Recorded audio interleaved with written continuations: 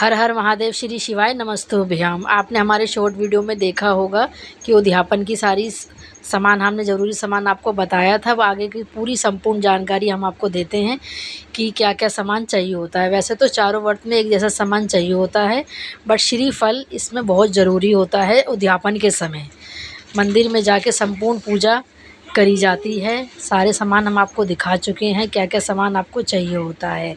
आगे की विधि हम आपको बताते हैं कैसे क्या क्या करना होता है। अब चलिए हम चलते हैं मंदिर की तरफ। पूरी थाली हमारी तैयार हो चुकी है। अब हम चलते हैं मंदिर की तरफ। भगवान का नाम लेते हुए कोई भूल चूक हो जाए तो प्रभु क्षमा करना। अब हम चले हैं अपने मंदिर में पूजा की संपूर्ण चीज़ें लेते हुए। ये देखिए हमने प्रसाद भी तैयार किया है अपना पूरा से। बेलपत्र हम ला चुके हैं।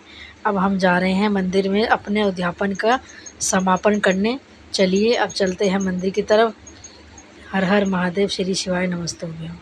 चलिए अब हम मंदिर पहुंच चुके हैं। चलिए अब बाबा के सामने अपनी प्रार्थना करते हैं। अपने व्रत का उद्यापन की विधि पूरी शुरू करते हैं। अब हम सबसे पहले बाबा को प्रणाम करते हैं, फिर बैठते हैं हम मंदिर में।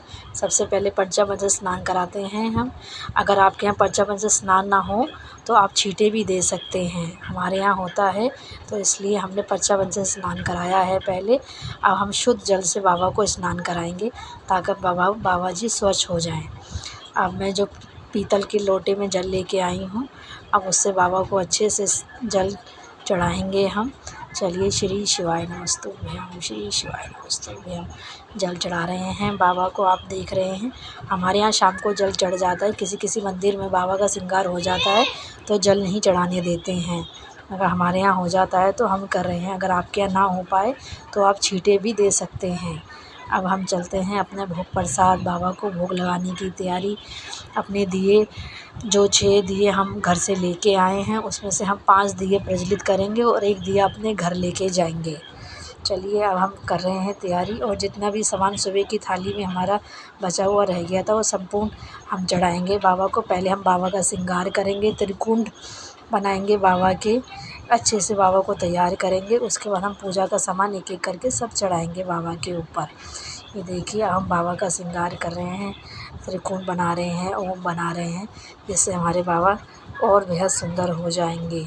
अब चलिए जो हमारा बचा हुआ सामान है सुबह का हम एक एक करके बाबा के ऊपर चढ़ाएंगे। सबसे पहले बेलपत्र चढ़ाएंगे क्योंकि बेलपत्र तो बाबा के बहुत ही प्रिय हैं।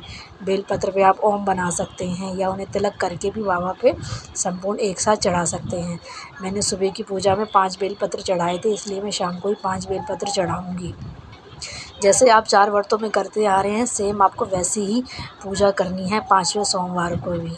अब देखिए अब हम चढ़ाएंगे बाबा पे आंकड़े के फूल, धतूरा, सब विधि जो हमने सुबह चढ़ाया था वो संपूर्ण सामान हम शाम को भी चढ़ाएंगे बाबा पे।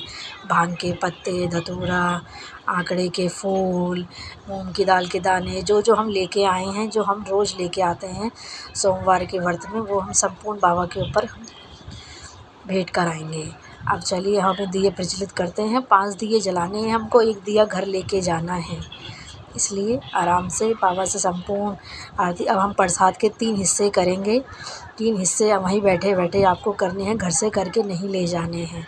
और तीनों बाबा को भेंट करके भोग लगा के इसमें से 1 हिस्सा आप अपने साथ ले जाएंगे और 2 हिस्से मंदिर में ही रखे रहने देंगे बाबा के सामने। चलिए संपूर्ण पूरा प्रसाद आपको मंदिर में ही 3 हिस्सों में बांटना है, घर नहीं लेके जाना है। सारा प्रसाद वहीं है, घर में कोई भी हिस्सा आपको ना लेना है ना किसी को खाने देना है। आपने खुद ही स्वयं ग्रहण करना है अपना व्रत खोलने से पहले। देखिए संपूर्ण प्रसाद चढ़ा दिया है। चलिए बाबा की आरती करते हैं, कपूर प्रज्वलित करते हैं, धूपबत्ती जलाते हैं, बाबा की आरती करते हैं हम। श्री शिवाय नमस्तुभ्यम। हे भोले बाबा मेरे से कोई भूल चूक हो गई हो तो क्षमा करना। हमने बाबा की आरती करी, बाबा का संपूर्ण पूजन करा हमने, बहुत ही आनंद पूर्व करा बाबा। कोई आपकी बेटी से कोई भूल चूक हो जाए तो उसे क्षमा कर देना बाबा। और चलिए देखिए हमारी पूजा अब अधिकतर संपूर्ण हो चुकी है। भोले बाबा मेरी पूजा में कोई गलती हो तो मुझे क्षमा कर देना भोले बाबा। अब चलिए बाबा को भोग लगाते हैं। बाबा को तीनों डोनों का एक एक करके भोग लगाते हैं। 2 डोने हम मंदिर में ही रहने देंगे और 1 डोना अपने साथ लेके जाएंगे। कोई गलती हो तो बाबा क्षमा कर देना। अब हम श्रीफल बाबा को भेंट करेंगे। हमें श्रीफल बाबा की जलाधारी पे या कटी भाग पे नहीं रखना है, हमें श्रीफल बाबा के पास नीचे जलाधारी के सामने रखना है। ये ध्यान रखिएगा, ये सबसे महत्वपूर्ण हिस्सा है हमारे उद्यापन का। कई लोग इस चीज़ में गलती कर देते हैं। वैसे तो मेरा भी पहली ही बार मैंने परशुनाथ का व्रत किया है। बस यही कृपा है बाबा, कोई गलती हो गई हो तो अपनी बेटी को आप क्षमा कर देना। देखिए हम संपूर्ण हमने श्रीफल रख दिया है। अब हम घर की तरफ जाएंगे अपना एक दिया लेके बाबा से क्षमा मांग के कि बाबा कोई गलती हो गई हो तो अपनी बेटी को आप क्षमा कर देना। अब चलिए एक दिया बाबा से अपने घर की रोशनी के लिए मांग के जाना कि हे बाबा, जैसे आपके मंदिर में उजियारा है ऐसे मेरे घर में भी उजियारा रहे। अब हम अपना सारा सामान बाबा के ऊपर भेंट कर चुके हैं। अब हम चलेंगे घर की तरफ। बोलो हर हर महादेव, श्री शिवाय नमस्तुभ्यम। अब हम जा रहे हैं अपने घर की तरफ। भोले बाबा, आपकी इस बेटी से कोई भूल चूक हो गई हो तो उसे क्षमा करना। अब हम चल रहे हैं बाबा से अपनी क्षमा याचना करते हुए बाबा का जयकारा लगाते हुए हम चलेंगे। हे भोले बाबा, सब पे अपनी कृपा करना, सबकी मनोकामना पूर्ण करना। पशुपतिनाथ के व्रत में बहुत श्रद्धा भाव से किया है। भगवान बाबा, आपकी बेटी से कोई भूल चूक हो गई हो तो उसे क्षमा करना, अपना आशीर्वाद देना। भोले बाबा, आप तो सबके ही रखवाले हो।